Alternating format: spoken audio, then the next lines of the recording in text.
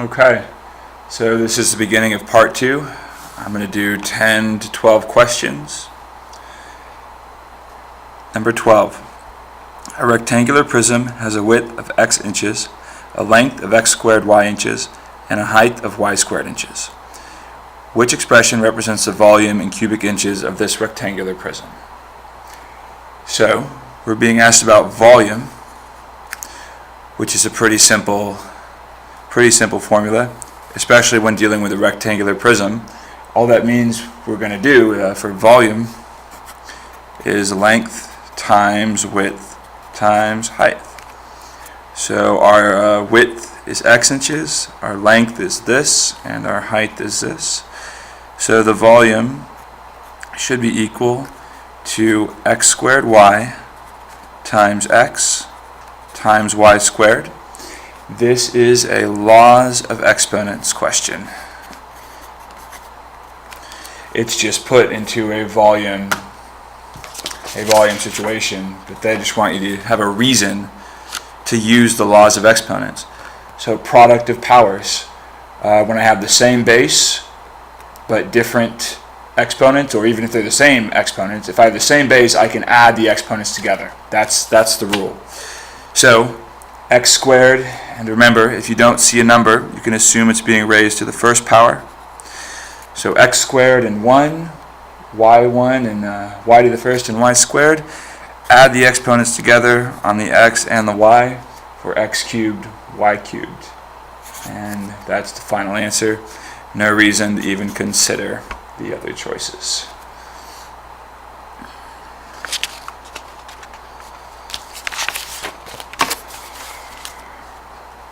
Okay, this is linear equations. The graph of line T is shown on the grid. Line W is steeper than line T and has a y-intercept that is below the y-intercept of line T.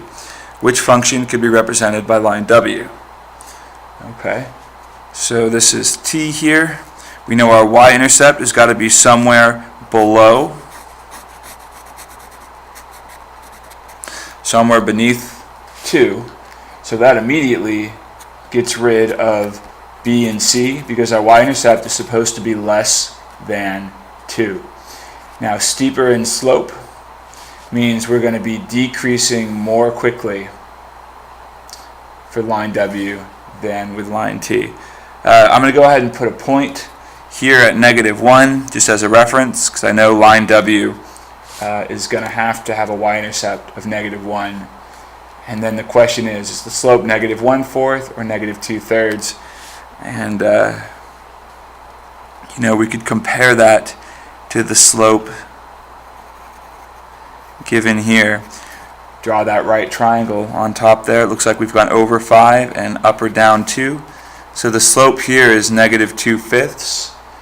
And then how does -2/5 compare to -2/3 and -1/4? If the slope is going to be steeper, we need the value of the slope to be larger, or to put it a different way, a larger negative number, more negative,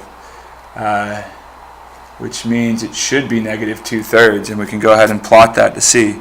Go down 1, 2, over 1, 2, 3, down 2 over 3, down 2 over 3, and we can reverse the process. We can go back 3 up 2, back 3 up 2, back 3 up 2. And while it's not much steeper, this line is clearly decreasing more quickly than the given line T. And if we wanted to try down 1 over 4, we could do that also and see pretty quickly that if you were to go with that slope, you would actually be less steep. So to be more steep or steeper means to decrease more quickly. So A is definitely the correct answer there. Okay, that's enough. 14. A senior employee who works 16 hours earns $39.50 more than a junior employee who works 18 hours. The senior employee earns $14 per hour. What is the hourly pay in dollars and cents for the junior employee? I'm sure it's possible to write a couple of equations to solve this problem. It is not how I approached it. If the senior employee earns $14 an hour,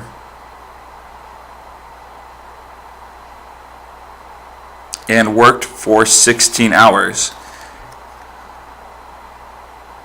then that means the senior employee earns 16 times $14, which is $224. And we know that $224, that's $39.50 more than a junior employee who earned 18 hours. So I'm going to subtract off the $39.50,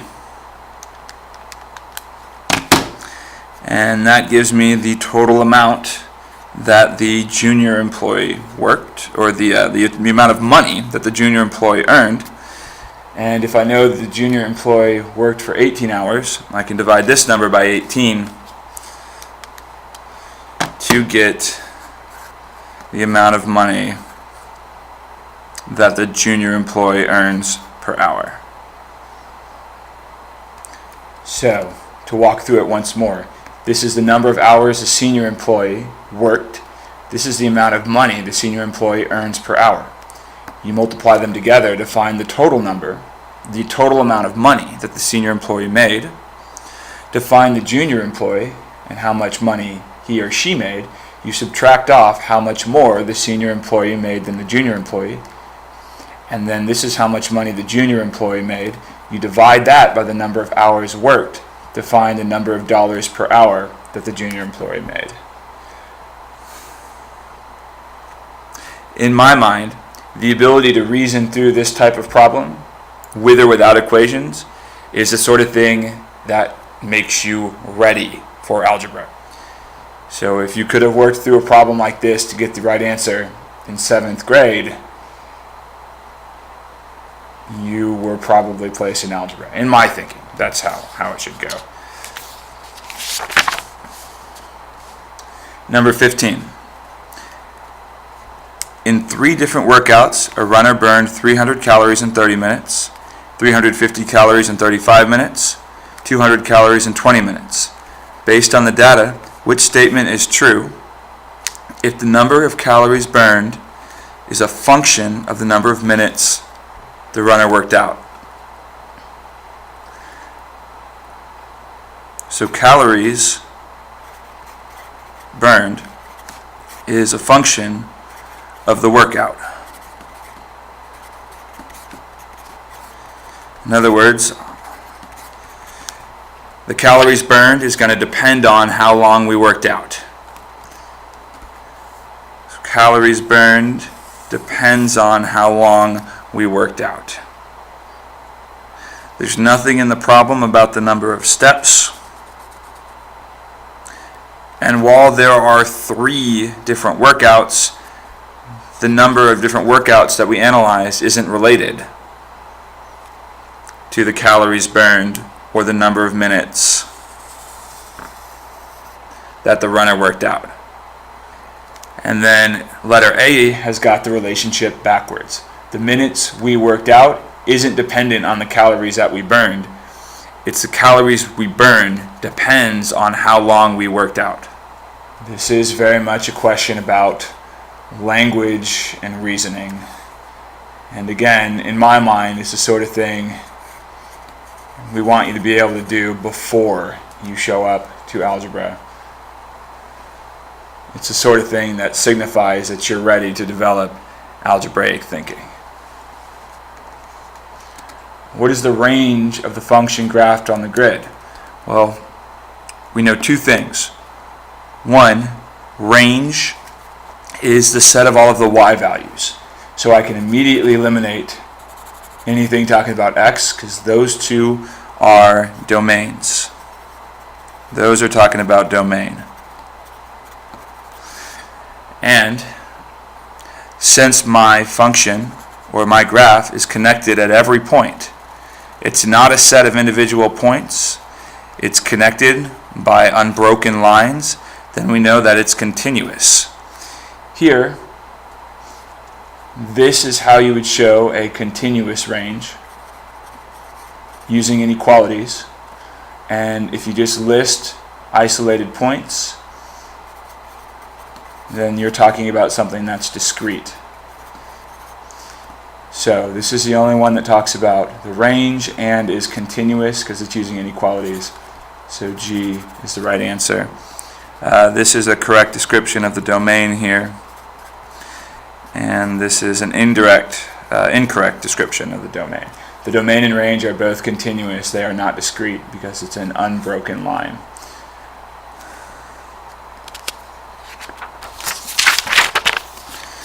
Alrighty.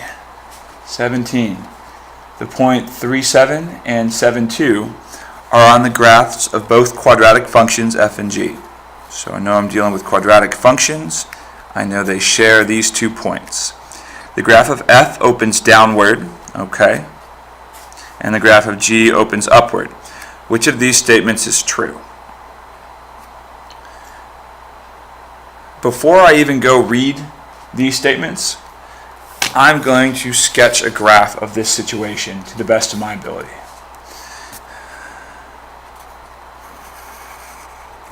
Based on the limited information that I have. According to the problem, I know that both graphs share these 2 points. Over 3 up 2 and over 7 up 2. So there's 3, 2. There's 7, 2. Both are quadratic functions, f and g. The graph of f opens downward. So here's my sketch of the graph of f. I don't know if that's exactly correct, but I can't know. Based on the limited information that I have, this is true. Here, f goes through 3, 2 and 7, 2 and opens downward. The graph of g opens upward, but it also goes through 3, 2 and 7, 2. So maybe g looks like this. Passes right through that point and opens upward, and passes right through this point here, opening upward. So here's one of the strategies that can really help you a lot. Take the information you've got in the problem and sketch a picture. The graphs of f and g have the same axes of symmetry. Well, let's draw in the axes of symmetry. Should cut right down the middle, right between these 2 points. So it does look like the axes of symmetry is the same. It cuts right through the vertex of both graphs. So statement 1 is true. The graphs of f and g have the same x-intercepts. Well, that really doesn't look like it's true at all. So let's X that one. The graph of f has a maximum point. This is f, this one is g. Yep, f is a maximum, and the graph of g has a minimum point. Yep, that's a minimum. So 3 checks out. The graph of f is the result of a reflection of the graph of g across the x-axis. If that were true, they would not be able to share these 2 points. It wouldn't really matter how you drew these 2 parabolas, where you placed the vertex. It's never going to be a reflection unless the points they share are right there on the x-axis. So this one is false based on the sketch that we made and our ability to reason through what we know about quadratics and that sketch. Only 1 and 3 can be true, so D is the correct answer. 18. A scientist needs to print a research report on her computer printer.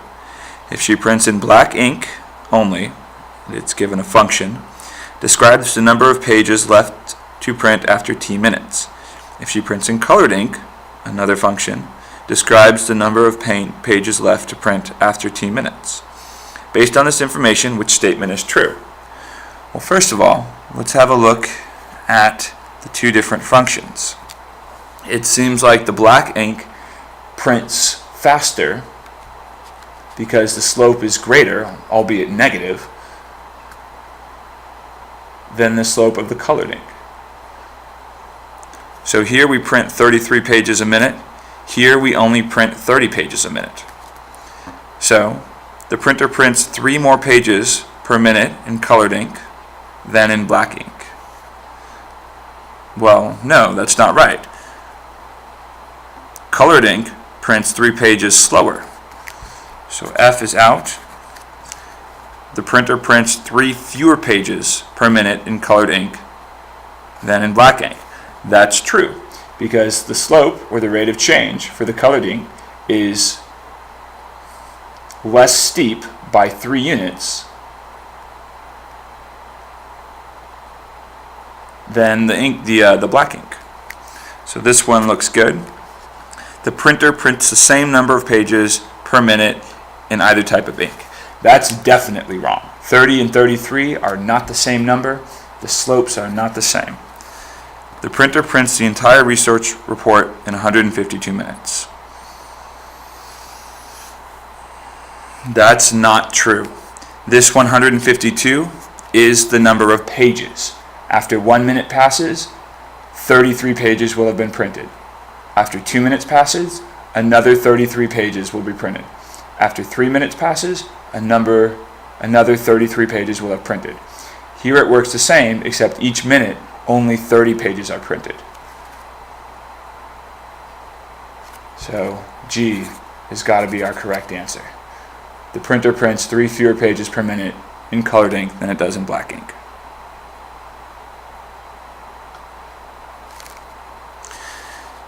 Okay. This is a simple matter of distribution. The 2m is going to multiply the 2/3 m and the positive 1. 2 times 3/2 is just 3. The numerator and the denominator will cancel. M times m is m squared. So we have 3m squared. And just by correctly multiplying the first term, I could rid myself of both b and d. Next, 2m plus 1 times positive 1 is 2m. Now we'll distribute the 3 to the 5/3 m and the negative 2. 3 times 5/3, denominators cancel, and we add 5m, 3 times negative 2, minus 6. 2m plus 5m is 7m.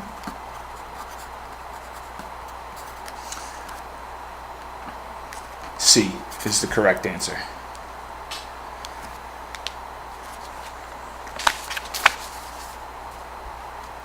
This looks like it's a question about, it's definitely a linear equation, slope, y-intercept. We're going to be using one of these formulas or some combination of them. Write an equation in the form y equals mx plus b shown in the grid. It says the graph of an equation in the form y equals mx plus b, that's slope-intercept, is shown in the grid. Based on the graph, what is the value of x when y equals negative 7? Well, this is pretty easy to do. Just look at the graph. Here's the y-axis, here's the x-axis. When y is equal to negative 7, it looks to me like x is equal to negative 5. But let's be a little bit more thorough. Let's be sure. We have 2 points, which means we can determine a slope. So we'll use the slope formula, y2 minus y1 divided by x2 minus x1. y2, negative 3, y1 minus negative 5, that's going to become addition.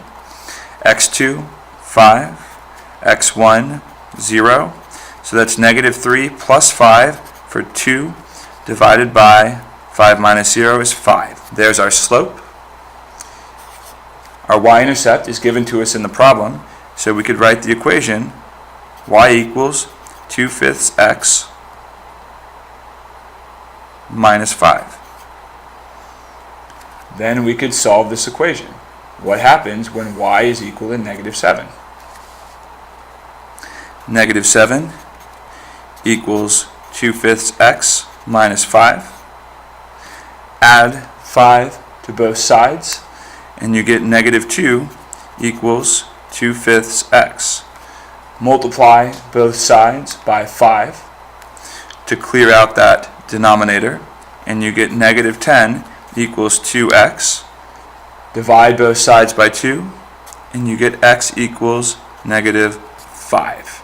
Exactly what we expected. So we would go to our grid, and we would bubble in the negative sign and the number 5. Alrighty, 21. Lots of words. When a contractor paints a square surface that has a side length of x feet, he needs to know the area of the surface in order to buy the current amount of paint. Since the contractor always adds 25 square feet to the area, he buys extra paint. Which function can be used to find the total area in square feet? A of x, the contractor will use to determine how much paint he needs to buy. Well, we could use one of those tile models here. There's my x squared, because I know I'm painting a square surface with side length x feet. So I draw a square with side length x feet. And I know he's always going to add on 25 square feet to the area. So that means down here I better add on 25 square feet.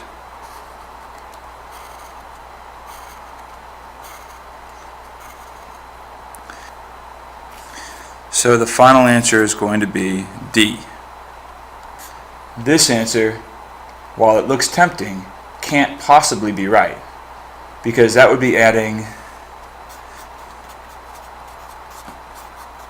well, we can see, and we can see why by foiling it out. That would be adding a 50x square foot and a 625 square foot. The graph below shows the change in the value of a car over several years. This is a question about exponential functions. Before here, I'm going to sketch in my asymptote, which appears to reside at y equals positive 3. Based on the information in the graph, which conclusion appears to be true?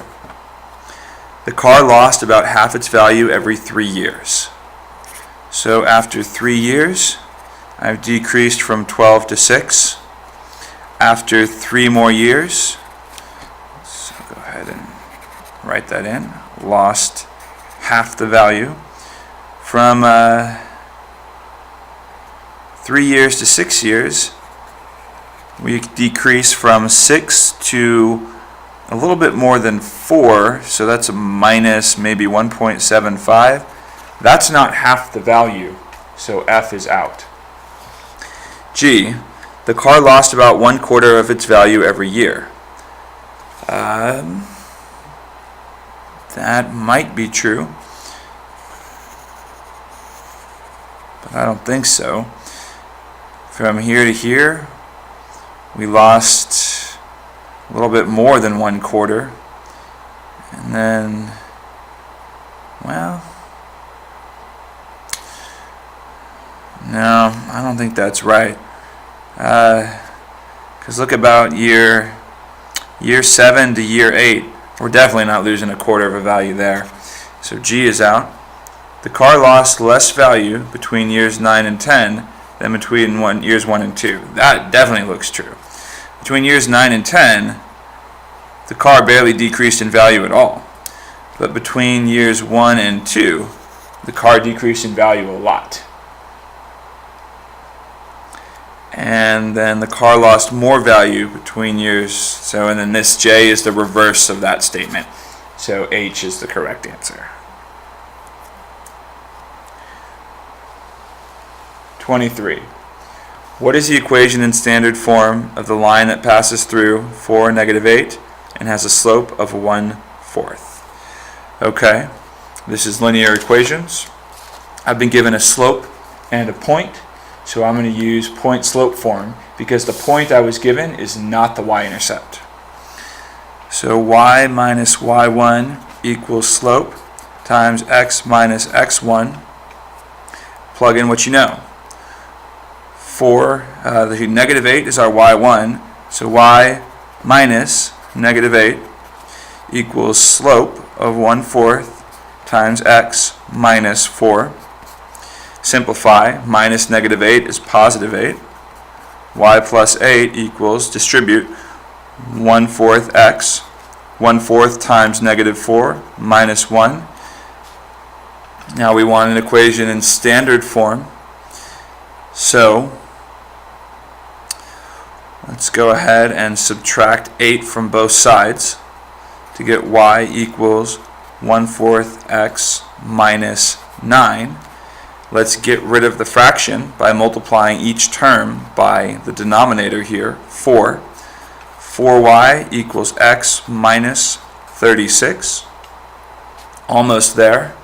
Subtract x from both sides, and we get negative x plus 4y equals negative 36. But we need our a value to be positive, so we multiply each term by negative 1. X minus 4y equals positive 36. And now we can choose. X minus 4y equals 36.